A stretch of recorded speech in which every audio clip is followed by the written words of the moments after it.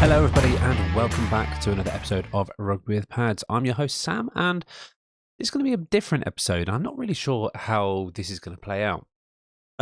Last year, I did an episode where we looked in advance of all of the guys we thought were going to be good for the playoffs. We've already talked about it a little bit this season as well, about who you should be looking at depending on what kind of positions you're in and whether those hold up. And we did that just after the mid-season redraft. So if you were at 6-0, you should be going after these guys, that kind of thing. But things have changed a lot in the NFL. Injuries, all of these kind of things. And what I wanted to do was get ahead of it a little bit. And I think at this time, if I do a waivers show, it's going to alienate potentially 2/3 of the audience, which is not something I want to do, because the waivers show, well, this might alienate 2/3 of the audience, depending on where you're playing. But I would always encourage, even if you're in the bottom bracket, keep playing. Keep playing for pride, keep playing for everything, and make sure that there's competitiveness in your league. I would always, make sure that you're consistent with your play, and that you make sure that everyone's going to enjoy themselves moving forward. But either way, I thought a waivers show would be redundant, because people who aren't in the competition for the playoffs, they're not going to release their players willy-nilly. That's and enter into collusionary tactics. Likewise, if you're in the playoffs, you're going to be holding on to those players. So there's going to be less player movement. So I was thinking about how we could make it different, because I could just list off over the next few weeks, these are the top players you need to play, and it's going to be Christian McCaffrey, it's going to be Tyreek Hill, it's going to be all the guys who are good already. I don't think that inspires anything really, and it's not something we're looking to do on the show. We're not looking to just trot out tired missives and just let you know what you already know. We're looking to do something different. So I was going through this, and I spent a good amount of time, probably too much time, going through the whole of the league and looking at the next three lineups, because good friends don't let other friends play in week 18. So week 15, 16, 17, that's most likely going to be your playoff window, and have the games that you're going to be interested in. And I was looking at two or three things. The first thing was, what position a team's in. How are they doing? Where are they in the playoff picture? What's their current wins as well? And that gave me look into how much they've got to play for, and I marked that from 1 to 10, being 10 being they've got a lot to play for, 1 being they've got nothing to play for. And we'll go through the teams in a little bit. I'm not sure how we'll manage it. Maybe we'll do it division by division, or we'll just highlight some teams. I don't know how we'll look at it, but we'll get into that in a minute. I then looked at the strength of schedule, and this is where it really came down. So I marked every team based on a strength of 1 to 3. 1 being the strongest, 3 being the weakest. And I ended up doing fictional stuff, because I couldn't have, everyone on just, 2, or everyone on just 1. I wanted to make sure there was a difference between San Francisco, for example, who are my top team. They're my strongest team, compared to Baltimore, who I think are a fantastic team, compared to Philly, who I think are a fantastic team. Differentiate between those guys, because these guys are going to mix it up a lot in division over the next few weeks, because we have quite a few divisional, double headers. I think Philly play the Giants twice. Maybe that's in week 18. I'll have to look at that. But either way, that gave me a score from 1 to 9, which I normalized to 10, and that gave me a total. So total out of 20. Who I think have the best opportunity to have good players based on real life football. And I haven't done this in this way before, and I was really interested to see the results. And you know what? It came out better than I expected, because the teams that you think should be good should also relate to being good in fantasy. And that's what we're going to look at today. So in a minute, we'll start breaking down some of the teams that that you should be interested in having players for. We'll put a bit of commentary behind them, and I'm not going to go for just the obvious ones. I'm going to eventually, the the premise of this, as it always is we're going to draft a team. And we're going to draft 2 teams. We're going to draft teams who are starters, maybe guys who you might have on your bench. They're not rostered heavily at the moment, or they're rostered heavily, sorry, but they're not being used well at the moment. And guys who are pickups, people who haven't got high roster values, people who are under 70% rostered, and those are the guys you should be looking at in your waivers over the next few weeks. I wouldn't say go all in on these guys, but these are the guys you start to play, because over the next few weeks you should be able to dump the players you know you're not going to play, and this will also give it a bit of an insight into some players and teams that I think you should dump off straight away. And unlike before, we will at the end, because you probably have to play a defense and kicker. I'm going to give you the best defense and best kicker for both those teams as well. You know what? I'm just in the giving spirit. It's nearly Christmas after all. So we'll jump into that in a second. But before I do, can I just ask you all, if you're listening to this, to please give us a follow on all the socials. You can support the pod massively by going to @RugbyWithPads on Instagram, Twitter, or X, or whatever it's called these days. Are we any other socials? Well, obviously YouTube. If you're watching on YouTube here, hopefully you're subscribed. If not, hit that subscribe button, hit that bell button. We're going to be doing much more content, hopefully into next year. It's one of those things. This is a brilliant hobby, but I want to make it something more as well. And if you can give us a like, favorite, subscribe, follow, whatever you do on all of your socials, and the ways you listen to this, Apple Podcasts, leave a review. That'd be great as well. If you listen to Spotify, please do the same. Give us 5 stars. It'd be so helpful. We actually got pushed into the top 40, coming in at number 23 of UK football podcasts. We're even mixing up with proper football. Oh God, sorry, sacrilege there. Soccer. No, so we're going up against it. We came 23rd in the top 40 UK produced football podcasts. Different discerners from fantasy football and all that, but very proud achievement. Thank you to Podscore for that as well. I'll probably put something on the socials there. But if you want to support all the socials, all that, get the name out, share it with a friend. That'd be great as well. Or if you want to share, if you want to support monetarily as well, you can do rugbywithpads.com, get yourself a membership, get yourself some merch, or go straight to the Etsy store.rugbywithpads.com. And thank you for those of you who have bought some gear already. Right, over the other side, we will carry on with this, and we will get into the meat of the analysis. Right, let's get into this analysis. And sorry if it looks like I'm looking off screen. I am looking off screen, but I'm still paying attention to all of you if you're watching it on YouTube. There's a lot of data here, and I just need to kind of process how I'm going to deliver this to you guys. But hopefully, this will make sense, and you can bear with me. I've already explained the way we're scoring this, and I've used that to effectively give us ideas of players that I want to go through. So let's start off by eliminating the teams that I wanted to eliminate. I wanted to come out with about 20 odd players here. I think I did come out with 20. So I was eliminating 12 odd teams. So let's see who I eliminated. And this is alphabetical, so no particular order. The first team I'm going to eliminate is going to be Atlanta. Now, they came out with a really high score. They came out with a 17 out of 20 because they do have a relatively easy schedule. They're playing other people in their division, which is a pretty easy division. They've got Carolina, Indianapolis, and Chicago. Carolina being an easy game. Chicago, they're not playing for anything, and Indianapolis maybe is the only difficult game there. Indianapolis, I think, are kind of middle of the pack when it comes to ease and what have you. They're not strong as such because you need to rely on a backup at the end of the day. But in such a tight division, I think it more comes out to who's the worst in this division. There is going to be one, potentially two, because the NFC is weird. Teams going into the playoffs, they're not playing well and they're not playing fancy-friendly football. I mean, Arthur Smith, despite what he says, I don't even think about fancy football. He actively hates fancy football. So there are very few fancy darlings on the team yet. There have been spike weeks for the likes of Jonnu Smith. Bijan Robinson has had good weeks, bad weeks. Tyler Algier has been to the side. Who's starting? Is it going to be Desmond Ridder? Is he going to drag him down? He can't really get Kyle Pitts going. He can't really get Drake London going on a regular basis. And by that, I mean I eliminated them, and that was the process I went through.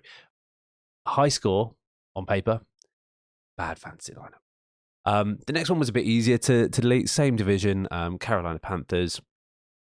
Nothing great to play for. Maybe if you can get Adam Thielen, who seems to be on the decline in a play, Jonathan Mingo might be an interesting pickup, but I am not looking at these players. They scored an 8.8. They have a tough lineup. Yes, they're playing Atlanta in week 15, but against Green Bay and Jacksonville, who both have a lot to play for, I have dragged them down. So I'm forking them now, but putting a fork in them straight away. And I think there was probably another team from that division as well. And yes, there is. Here we go. Tampa Bay. Let's skip ahead a little bit. Very few bright spots apart from the guys that you know of. And I'm not going to tell you to go and get Mike Evans and Chris Godwin. A, because they're not lighting up the world. And B, they're superstars. They are superstars in their own right. So I don't think we should be looking towards those guys. Tampa Bay, yeah, Mike Evans has already got his record. That was, I think, feels like the only thing they were really playing for. Yes, some people would say they're still in the mix, arguably. But yeah, that's not a team I really want to go for. And they were kind of middle of the pack when it came to ease of record versus what they're playing for. 11.8. I wasn't seeing anything, so I forked them straight away. Coming back up, this was a difficult one because there are players here I would love to play, and I've talked about in this week, going into week 14. Sorry, this is being recorded on the Friday, so we're going ahead into week 14. I like the Cleveland Browns, and I do think they might get into the playoffs, and they have a lot to play for here. But I don't know. Again, it's going to be one of those who's fancy friendly. Is it going to be Flacco who's throwing it? Is it going to be DTR? I think the only person on paper is Jerome Ford, but I don't really trust that either. Things can change. I just couldn't see anyone apart from maybe Amari Cooper if he's been dropped for injury that would be available for you and would be not a superstar or a superstar who's available or someone who's just there or thereabouts.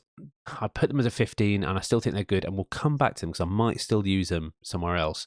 But we'll come back to that a bit later. But yeah, I couldn't see any particular skill player that I really wanted to go for. And this next one's going to surprise you. Kansas City. They're a good team. They are a good team. They're a very good defensive team. I get that, but I just can't find outside of Kelsey, who still hasn't lit up the world. There was I was listening to a podcast and they put a bet on that they weren't going to score more than 31 points in the next few games. I don't think they are.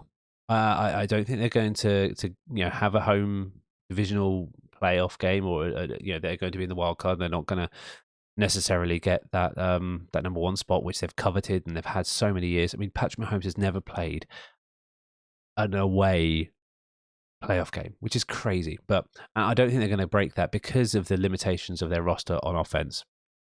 Yeah, Rice looks like he could break out, but he's pretty limited. Kelsey is obviously starting him. You've got to. You've got so much in there. And despite them scoring high on my out of 20, 16.7, I couldn't see any one person in there. Sticking with the AFC West, there's 3 AFC West teams I've got here. I've got Las Vegas in the mix as well. They're so middling. I don't trust anything. 10.6. You've got Devante. You're going to play him, but that I don't want to teach you how to suck eggs here. And the Chargers as well. 12.3. Again, you're starting your superstars. You're starting Herbert. You're starting Keenan because you can't not. You might start Eckler. There was something on Twitter that someone was asking Eckler or Hill for the Baltimore Ravens. I don't know if they're trolling, but there was a debate about that. And 12.3 on my what they're playing for record. They're not really playing for anything because I think they're 3rd or 4th in the division. I don't think they're going to make the playoffs. Another disappointing season. The only thing I can think of is Kellen Moore going to pull something out of the bag, but I don't think he's got the weapons to do it. And the only thing I think they're really going to play for is maybe trying to develop Quentin Johnson into someone who doesn't have bricks for hands, which I'm very disappointed in. New England, it's going to be obvious. Despite the win on Thursday, spoiler alert, if you haven't caught up with it already, it's grim reading across the line. And I look in the box score. Yeah, I know Zeke Elliott broke out and got 140 yards or whatever, but they've got Kansas City, tough defense. Denver, tough defense. Buffalo, just a tough opposition in division as well. They've only got 3. Have they got 3 wins? They've got 3 wins so far. It's just grim. I'm just avoiding them like the plague. And is it Zappy? Could be. He had a good game yesterday, but he'll probably have a naff game next time. It's so hit or miss with those teams. So I'm not looking at them at all. Next team I thought was the New York Giants. A lot of these teams in the New York and northeastern states here, and I'm going to bundle them in with New York Jets. Both of these teams are just bad at the moment, and nothing. They've got nothing really to pay for, really. I don't think the Jets, despite what they're saying, Aaron Rodgers is coming back for the playoff push. He's not. If he does, it's stupid. Other than to prove that he's got, legs. I would probably give New York Jets the edge because their defense can do something the New York Giants cannot, and that was reflected in my scoring here. New York Giants with 7.8 and the Jets with 10.9, but I'm avoiding them because there's no one who wants to play for anything. If Zach Wilson plays, it just deflates the rest of the team. Even Breece Hall, I think even in the running game, they suffer. And on the other side, Waller's not going to come back this year. Why would he? He's got nothing to play for. He's going to protect his body and come back for a last season. Similarly, disappointing team, Pittsburgh. There's nobody on there, absolutely nobody that I like. And with Mitch Trubisky under center, he got 60 yards in the first half. It was awful. Losing to the Patriots as well. Yes, they've got something to play for technically because of their position in a very tough and confusing AFC North. But no, I don't think coaching can get them out of this one, so I'm writing them off here and now. And finally, the Tennessee Titans. 4 wins, and it feels like they should be better, but they're not. And I think this is just a year where they've got to write it off. They've got a tough division now. They legitimately have a tough division. I can't see them getting past the Texans or the Jacksonville Jaguars. I can't remember. I can never remember the 4th team in that division. It'll come to me in a second. But yeah, it's a weird, one of those other weirdly competitive divisions that's very close on paper. The Colts as the other team, very tough top end, and I think they could be out this week out of contention. Obviously, the only team mathematically eliminated so far is the Carolina Panthers, but I don't think a lot of these teams are far behind. So those are the teams we're not entertaining. We've got the Atlanta Falcons, we have the Carolina Panthers, we've got Cleveland Browns, we've got the Kansas City Chiefs, Las Vegas Raiders, LA Chargers, we've got New England, we've got the Giants, the Jets, I was going to say the Eagles there, but no, we're keeping the Eagles in contention. We've got the Steelers, Tampa Bay, and Tennessee. I'm not eliminating them. I'm only eliminating them from skill players. We can still go and look at them for special teams and kickers, which, yes, we're going to do special teams and kickers. I know I say don't because I hate them, but we're going to do them this time. So let's start from the top. And how am I going to tackle this? We're going to take a quick break while I work out how we're going to tackle this. And when we come back, we're going to look at the players you should be looking at for your locked-in starters. And then we're going to look at your pickups. And you know what? I'm just going to go through the teams and show you how I picked them position by position. And we'll go over why those teams are in the position they're going to be in.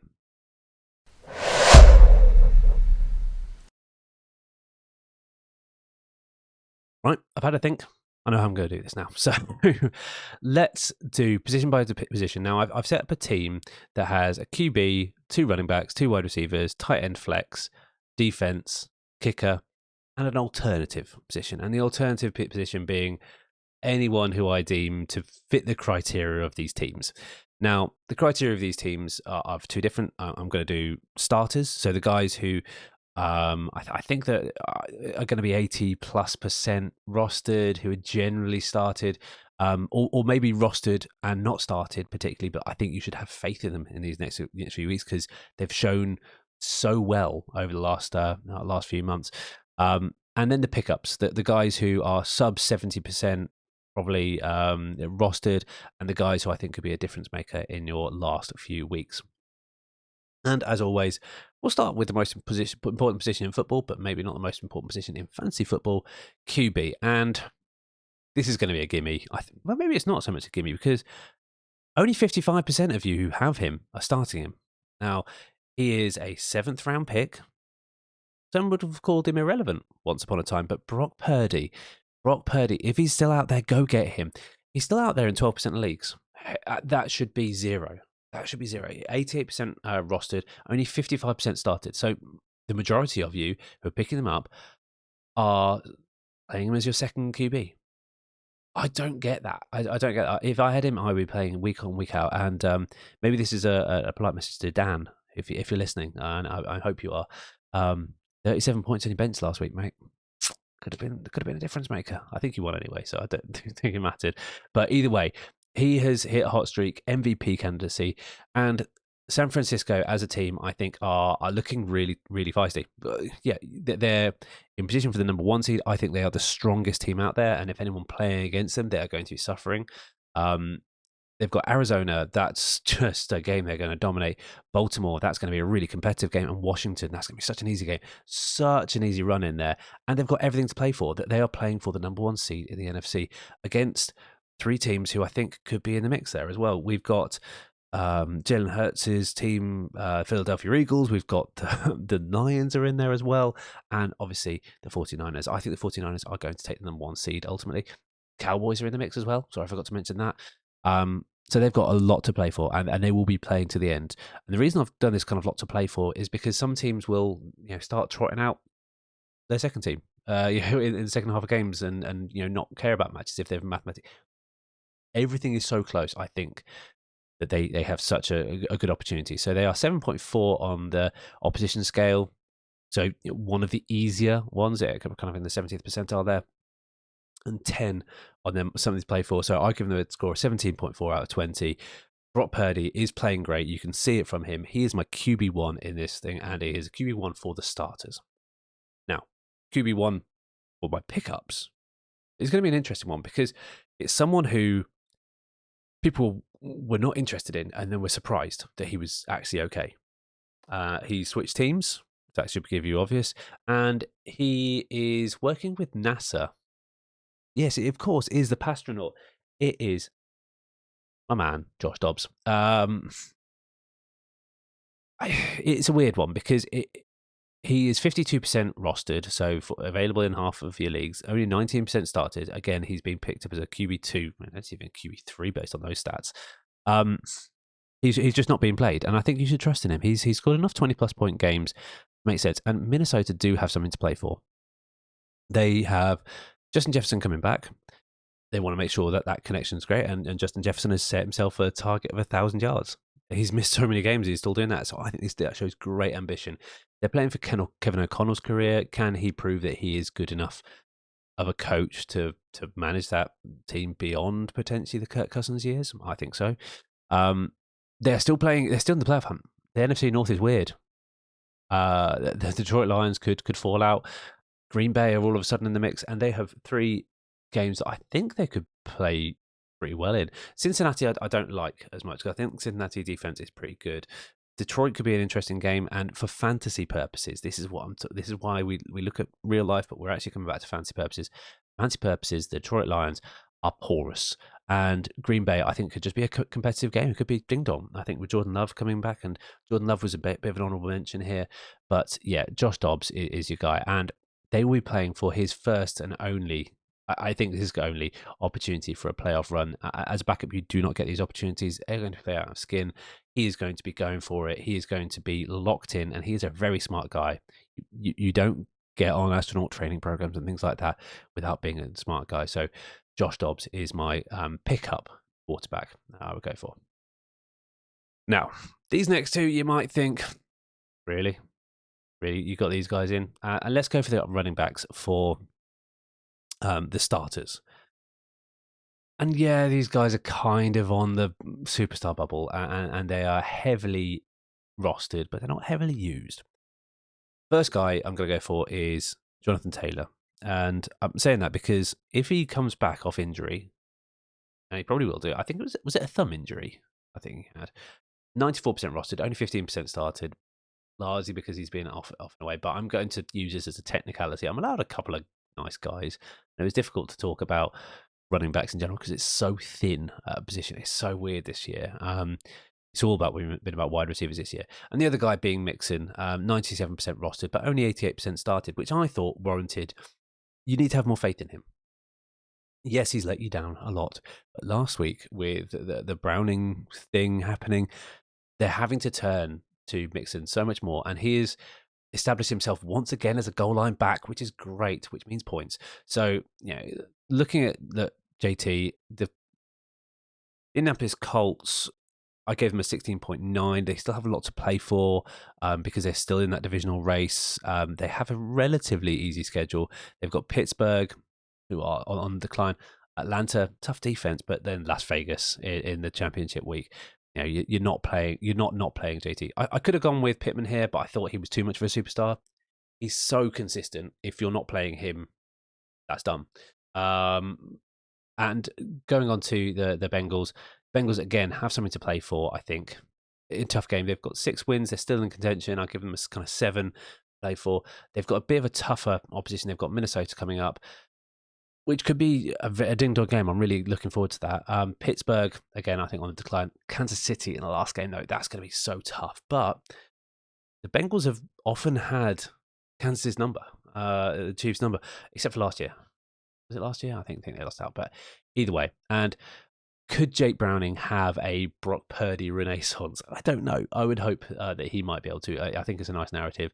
I've probably gone against that in my preview show last week, but I think he's a nice player to have, and I think the players around him are just going to have to step up, and I think Mixon is one of those.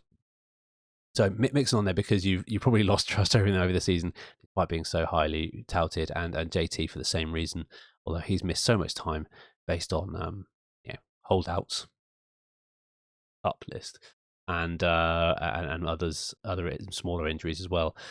I'm putting Moss in brackets here because if you can't get JT, get Moss, because I think despite having a bit of a naff game last week, he's good. So yeah, maybe he's more of a pickup starter.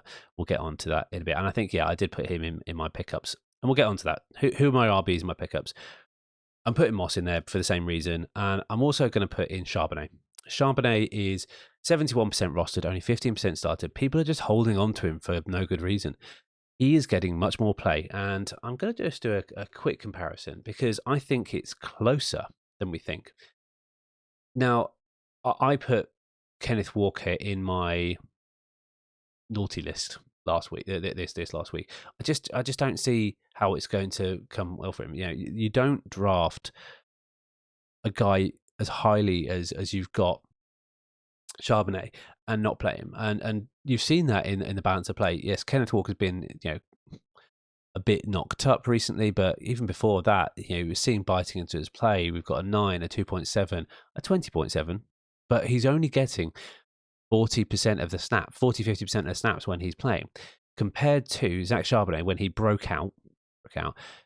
He was getting more ball play. He was getting 59, 55, 52%, and starting to work up his catalogue. He got 85% of snaps last week, 88%, 61% in a game where he did really well, but I think that game was already away from them, and they started having to throw it a lot, so they were going more 5 wide.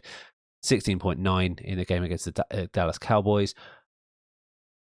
He's good. He's legitimately good. And could he be a superstar? I think so. Both of them are questionable coming into this week. But I think that means that there is just going to be an interesting balance of play. He's an RB3 in this mix, but he is going to be my number 1 pickup because you can still get him in 30% of your leagues. And by listening to this podcast, you become smarter than 30% of your leagues. So hopefully he's available for you. And obviously we've talked about the JT and Moss thing. Moss, if he's there, I think he still has value even if JT's on, so he is in my pickups as well. Let's just have a quick look at Moss's stats. Don't know how readily available he is. He is rostered in 83% of leagues. That's surprising. And he's starting 63%. And again, I think that's based on a historical thing. So he's actually started more than JT. But you know where the talent lies. The talent lies with Taylor. Zach Moss is the backup. We know that, and they're paid in that scale as well. But either way, Moss makes his team, even if it's only as kind of a bit of an honourable mention. Moving on, wide receivers. Wide receivers was a difficult one to try and find an edge on, but we're going to start with our starters, and you're going to say, oh, of course he's playing. I'm going to go Waddle, and yes, he's 99% rostered, 93% started. I don't think he's quite gotten the respect he should have done. And maybe it's just in the leagues I've played, but yeah, either way, you've got a team who are playing for the number one seed for the first time in a long time. First time they've gone after the AFC East in a while. They've got the Jets, Dallas Cowboys, and the Baltimore Ravens. And the reason I've put Waddle in there over anyone else from that team, like a Mostert who might be pick-upable, an A.K.A. who might be pick-upable based on injuries as well. Is pick-upable a word? Should be. Um, the reason I've gone for these guys is largely because I think against these three defenses, it's going to be more difficult to run straight up. So therefore, they're going to throw it more. I think Tua's going to go for that MVP nod, and they're going to look to put the hammer on people. So he is my wide receiver 1 for my starters.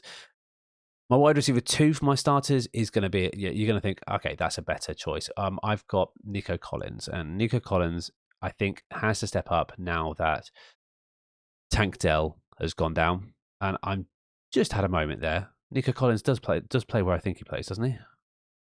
Yes, he does play in Houston. I thought he'd switched for some reason. I don't know why.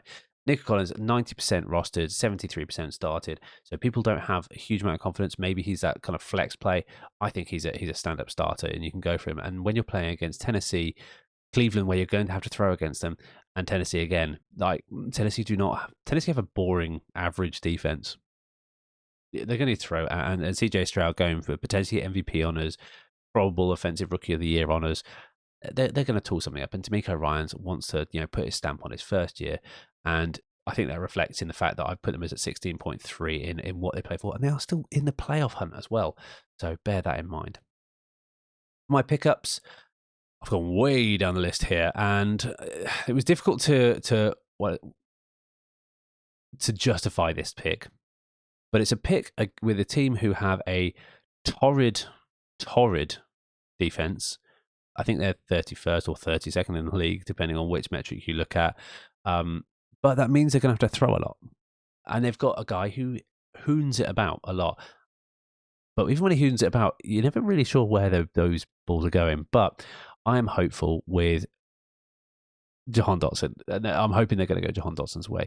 Yes, it could be a Curtis Samuel week. It could be a Terry McLaurin week. It could be someone else. I don't know. Sometimes it could be a weird running game. Because Eric Bieniemy is spooling up some weird stuff, and I love Brian Robinson, the best B Robinson out there in fantasy football. Come at me, bro. I love the fact that they're doing what they're doing. I gave them a 7.6 because they've got nothing to play for. They've got like 3 or 4 wins. They've got one of the hardest schedules. It's against the Rams, New York Jets, tough defense. Against San Francisco, incredibly tough defense. They're going to have to throw it, but and that's why I didn't put Sam Howell in the mix here, because even though he's going to have to throw it, and he's getting so much, he's getting sacked an awful lot and getting intercepted an awful lot, and that's not what you want. That kind of consistency is not what you want when you're going for the playoffs. You don't get penalised as a wide receiver if the ball that was targeted is intercepted. Therefore, I like Jahan Dotson. That's why I like him as a player, and I want him to go forth and be good. The other guy is a pickup, and this is probably the most obvious pickup that you guys would say, oh, why is he not picked up? This guy is playing for a contender, someone who we think is in an all-in season, a team that's on there, and is 22% rostered, 5% started. Can you guess who it is? It is Khalil Shakir for the Buffalo Bills. I can't believe there's a Buffalo Bill player who's that low. But Buffalo Bills have not been inspiring. 6 wins. But they have 3 interesting matchups. The Dallas D doesn't seem to be able to stop huge yardage plays. And Buffalo Bills, that's what Josh Allen is going to do. He's going to heave it down. Khalil Shakir has been the number 2. It's going to be all Diggs, but if it's not Diggs, it's probably going to be Khalil Shakir. I do not like Gabe Davis' prospects over the next couple of weeks. And even still, when he has a good week, it's going to be a bad week the next. So you don't want him in the playoffs.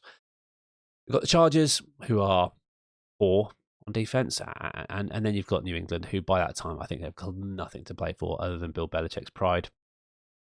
They're at 14.9, so that kind of upper mid-level of that metric I'm using for teams. I think Khalil Shakir stands out, and he is my wide receiver 4 and the number 2 on the pickup team. Well, let's go through everyone, but let's just take a quick break, and we'll come back and finish off with tight end, flex, defensive, kickers, and alts, and our honourable mentions.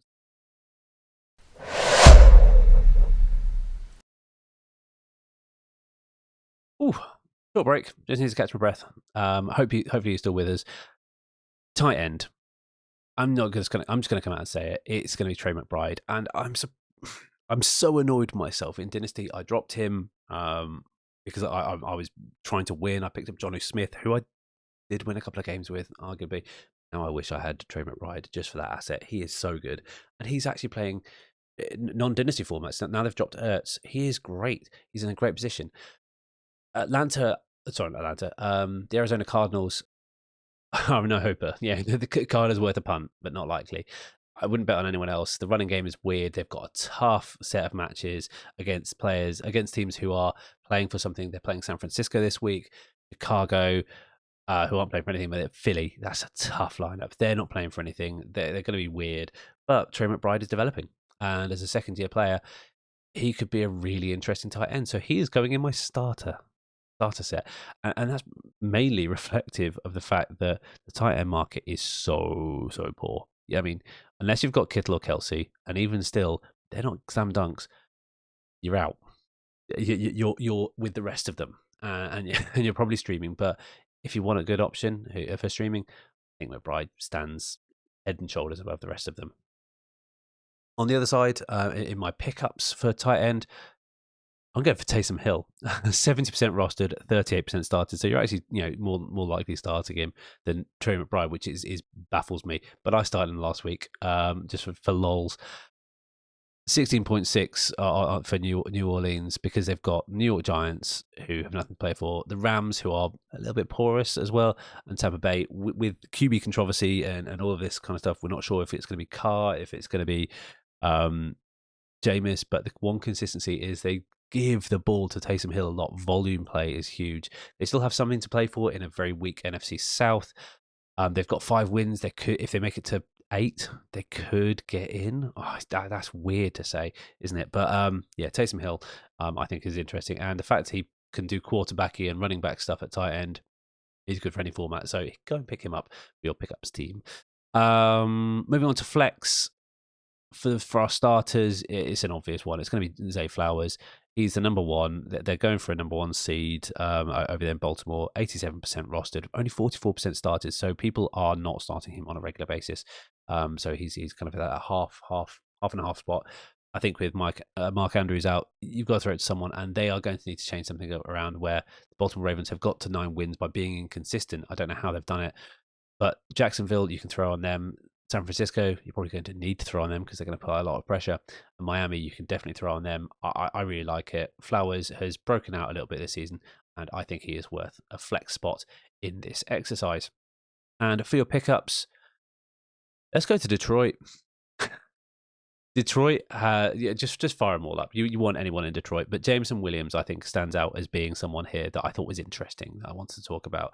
41% rostered, only 10% started. He is being used in trick plays, and you have 3 teams who you're going to need to throw against. You're going to need to throw against Denver. You're going to be able to throw against Minneapolis, and you're going to have to throw against Dallas. Amon-Ra St. Brown can't be everywhere. Someone has to be downfield. Jameson Williams has home run potential, and if you're looking for a flex play, that's what you want. You want home run potential. Jameson Williams, I think it could be really interesting. Go pick him up. Now, we'll do defense and kickers, and we'll go into it to everyone else who's what our audible mentions. We've got 5 or 6 players there. For defense, I need to just check because I just hid this tab here. Defense, I think it's going to be obvious. I think I've just based this on strength of schedule, really, and I've gone for Cleveland. They're 73% rostered at the moment. Cleveland, I did fork them when it came to skill players, but their strength of schedule is pretty good. They're in the upper echelons, and I think they've got players who can go get sacks. They've got Myles Garrett going for records. They've got interception kind of guys. I think they're going to be really good. And for kicker, for the starters, I've gone for Jake Elliott, mainly because he's automatic, it feels like, and Philadelphia have a relatively easy lineup. They're going to score a lot of points, which means they're going to get a lot of extra points and a lot of opportunities for field goals. I think it's going to be interesting there. And on the pickup side, I've gone for 2 players from the same team, and again, another team that I forked, the Atlanta Falcons. There was no skill players I liked for the Falcons, but I like their defense. 32% rostered, you can pick them up. And Younghoe Koo, despite being so automatic from anything below 45 yards, 64% rostered. He's available in a third of leagues. You can go get him easily. Now, our honorable mentions. Let's go through them all and let's decide one for each side who we're going to put in there. We'll start off with Justin Fields. He didn't quite make the cut. 87% rostered, 55% started, which means you do not have faith in him. I am one of those people who did not have faith in him. I think you can. Probably not as much as Purdy, but I think it's a case of start him if you've got him. Ferguson, I've already talked about tight end being thin. Ferguson for Dallas Cowboys, 85% rostered, so only 66% started. He should be, 85, 90% started. Tight end is thin. You're going to need to get him in. Well, that rhymes. It's nice. Javonte Williams, someone who I looked to trade for, actually, and I've maybe soured on a little bit and didn't quite make the cut here, mainly because he wasn't either too available or too, great when it came to matchups. 89%, 72% started. He's up against three poor run defenses in Detroit, New England, and the Chargers. And if you play in Week 18, not that you should, Vegas as well. He's got lots of high TD upside if they choose to do that. He's a player I really like. I could have put Sutton in here as well, but I think Sutton has already, we've established, yes, he's good. They're going to throw it. But I think that was an interesting one to weigh up. I put Zay Jones in here. He's bedding back in. There was a lot of talk about Zay Jones being the Y to the X of Calvin Ridley and making him better. But I think standalone, he has potential. He's got a tough opening up game, which I didn't really like, but he's a good pickup, I think, if you're really struggling for a flex play. 40% rostered, 10% started, mainly because he's been so injured this season. Jacksonville Jaguars, I think, could be an interesting berserker team. They've got a tough matchup against Baltimore, then Tampa Bay and Carolina, and Tennessee in Week 18. Yeah, I think they're going to spool him up and they're going to start seeing what they can do. I think the question is going to be, is Trevor Lawrence going to start? If Trevor Lawrence isn't going to start, you've got to throw that out the window. So I think they're honorable mentions. I don't think they're going to make it into the alt spot for these lineups. And finally, not finally, but Tutu Atwell. I've talked already about spooling up your guys from the Rams. 23% rostered, only 4% started because it could be anyone. This could have been Higbee. If I'd bent the rules a little bit more, it could have been Cup or Puka, but they're pretty much 100% rostered. You're going to start them anyway. You're already starting them. These guys are so good, and I think they're going to be the berserker team. They're still playing for so much in the NFC West and for that wild card spot that has opened up. 6 wins. They've got a relatively easy schedule with Washington, New Orleans, New York Giants, and San Francisco, who might have already secured the number 1 spot, so might be resting players in Week 18. I think they're just going to go for this regardless, and I think they came up highest. And I know they're my team. You're thinking, oh, Sam, you're just a homer. No, I tried to do this analysis fair as I could. 18.8. They were the number 1 kind of spot there, but the guys are already good. The guys are already good there. They have to go through their young offensive players and playmakers. It was tough to make that decision. So Tutu Atwell as a sleeper / flyer. He's your backup in case Puka or Cup go down with injury. You don't need him in your squad, so I don't think he makes the roster here. The final 2, I'm going to say these are the final 2 that actually made the squad. For the starters, I'm going to go with DeAndre Swift. And you're thinking, Sam, DeAndre Swift's been rubbish recently. Yes, he's an alternate though. And I needed to give some love to Philly. They've got Seahawks, which should have been a tougher game than it was. Should be a tougher game than it is billed out to be. I think the Seahawks were dangerous. They're less so now. We've got the Giants and then the Cardinals. The Giants again. They're going to need to get the running game going at some point because it can't all go through Jalen Hurts. I think that's what's limiting Philadelphia in these big games. These are not big games. They just need to win these games, and they're not tough games as well. They win these games. They've got a lot to play for. I think that it's winning in on the number 1, potentially being. They've got a tiebreaker. They've got a tiebreaker loss against the San Francisco 49ers, but it'd be interesting. I think Swift is your alternate there. 97% rostered, 79% started. He's not going to be readily available, but if you're worried about him, I think he's startable. And on your pickups, I've gone with a QB. I've gone with Jordan Love. Is it Jordan Love? Yeah, it's Jordan Love, isn't it? 75% rostered, only 44% started. He's on that bubble of kind of like, is he available enough to make the pickup squad? But I think he is, and I think Jordan Love is going to have yeah, a couple of good games. It seems like he's come good, and Matt LaFleur has coached him well. Tampa Bay, Carolina, Minnesota, Chicago, one of the weakest lineups, and coming up, and they've got enough to play for in the NFC North, which is way closer. The whole NFC, those wild card spots are crazy close. So yeah, those are my guys. So I'll try and put them up on the screen. But on my starters, I've got Purdy, Jonathan Taylor, Mixon. You might think those are a bit cheeky to get in there. Waddle, Collins, Trey McBride, Flowers, Cleveland D, Jake Elliott as my kicker, and DeAndre Swift as my alternate player. And on my pickups, I've got Josh Dobbs, I've got Zach Charbonnet, I've got Zach Moss, two Zachs, that's interesting. Jahan Dotson, Khalil Shakir, Taysom Hill, Jameson Williams, the Falcons D, Younghoe Koo as my kicker, and Jordan Love as my alternate. Which one do you think is better? I think, but both of them serve different purposes. The starters, obviously, these are the guys who you should be promoting from your bench to your starting position. You have them. The pickups are the guys that you are going to be looking around on the waiver wire, see if they come up over the next couple of weeks. But hopefully this gives you a good idea. Outside of your superstars, you're going to have one or two superstars. You're not going to have all of them. Outside of your superstars, who can you look to go and get, and who can you look to go and start? Hopefully you've enjoyed this. I really enjoyed doing it. It was a real kind of stretch of the brain a little bit, and I love getting into the detail of these kind of things. So if you like this, drop us a like. I've already mentioned where you can follow us at Rugby with the Pads. I'm going to say it again. Please like, share, subscribe, all of that fun stuff. Support us at rugbywithpads.com or store.rugbywithpads.com if you just want a bit of merch. You don't want any commitment to us. You don't want to see all the extra content I'm hopefully going to be producing more of. But that said, thank you so much for listening. This will replace the waivers show on Monday. I'll come back with an update on the preview show if I get time next week as well. But you had the week 14 and 15 show last week. Thank you so much if you've gotten this far. Really appreciate it. Drop us a like, please, and share with your friends. And as always, I will see you very soon on the virtual grid.